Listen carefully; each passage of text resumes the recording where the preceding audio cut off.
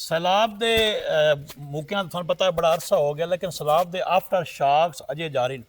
यह घर का पंप है 120 फुट इनका बोर होया तो इनका बोर हुण आके बह गया। कल अखीरी पंप चलदा पानी कोई ना चंदा। साढ़े को दो बंदे मौजूद हैं। मामा शेरे दस ये क्यों बोर बह गया, वजह की है? ये जी पानी ज्यादा हो गया, जमीन टूटा हो गया जी, उस वास्ते बह गया जी। ये प्रेशर नाल जी प्रेशर मार गया जी। तां उस फिल्टर च पानी नहीं चढ़िया। जी रेत छेक गया जी। रेत छेक गया। ਤੁਹਾਡਾ ਕੀ ਗੱਲ ਹੁਣ ਇਹਨੂੰ ਕੀ ਰੋਲਾ ਹੈ? ਹੁਣ ਇਹ ਕਿੱਥੇ ਖਲਾਣਾ? ਅੱਗੇ 120 ਫੁੱਟ ਬੋਰ ਆ ਨਾ ਜੀ, ਤੇ ਹੁਣ ਇਹ ਕਿਤਨਾ ਭਲਾ ਕਰਨਾ ਐਸਾ? ਇਹ ਹੁਣ 100 ਫੁੱਟ ਹੋ ਸੀ ਜੀ, ਤੇ ਤਾਂ ਇਹ ਗੱਲ ਬਣ ਨਹੀਂ ਤੇ ਇਹ ਜ਼ਿਆਦਾ ਅਗਰ ਡੂੰਘਾ ਕੀਤਾ ਜਾਵੇ ਤਾਂ ਮੁੜ ਉਹ ਪਾਣੀ ਦੀ ਵਜ੍ਹਾ ਤੋਂ ਮੁੜ ਬੋਰ ਬਾਹ ਜਾਸੀ ਜੀ। ਜਿਹੜੇ ਅੱਗੇ ਪੈਂਦਾ 10 ਫੁੱਟ ਰੇਤ ਦਾ ਆ ਗਿਆ, ਉਹਦਾ ਕੀ ਹਾਈ ਆਈ ਤੋਂ ਵੀ ਕਿਹਾ ਜਿਵੇਂ ਕੱਢਦੇ ਪੈਣ ਜੀ।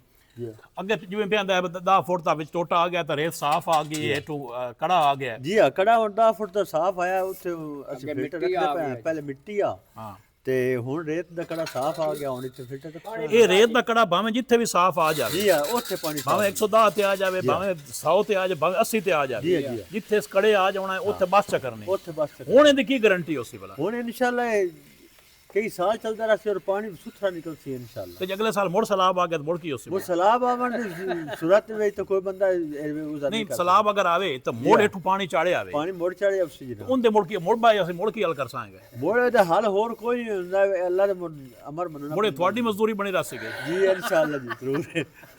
ਵੇਖ ਲਓ ਜੀ, ਸੈਲਾਬ ਦੇ ਆਫਟਰ ਸ਼ਾਕਸ ਅਜੇ ਜਾਰੀ ਨੇ। ਹਾਂ, ਅਜੇ ਤੱਕ ਇਹ ਚੱਲਦਾ ਪਿਆ ਜੀ। ਮੁੜ ਵੇਖੋ ਕੀ ਬਣ ਸਕਦਾ ਇਹਦਾ। ਤੁਸੀਂ ਨਾਲ ਬੋਰ ਹੁੰਦਾ ਪਿਆ ਸੱਜਾ ਹੱਥ ਨਾਲ ਬੋਰ ਹੈ, ਇਹਦਾ ਕੋਈ ਮਸ਼ੀਨੀ ਜ਼ਰੀਆ ਨਹੀਂ ਹੈ। ਇਸ ਤਰ੍ਹਾਂ ਹੀ ਬੋਰ ਕਰਕੇ 120 ਫੁੱਟ 125 ਫੁੱਟ ਤੱਕ ਇਹ ਬੋਰ ਕਰਕੇ ਸਾਨੂੰ ਪੰਪ ਜਿਹੜੇ ਹੁਣ ਲਾ ਦੇ, ਨਲਕੇ ਤਾਂ ਖਤਮ ਹੋ ਗਏ। ਜੀ ਜੀ ਇਹ ਸਮਾਨ ਆਦਮ ਜੀ ਦਾ ਪੂਸੇ ਨਾ ਵਿੱਚ। ਜੀ ਆਦਮ ਜੀ ਦਾ। ਚਲੋ ਠੀਕ ਹੈ ਜੀ, ਬਹੁਤ ਸ਼ੁਕਰੀਆ ਜੀ।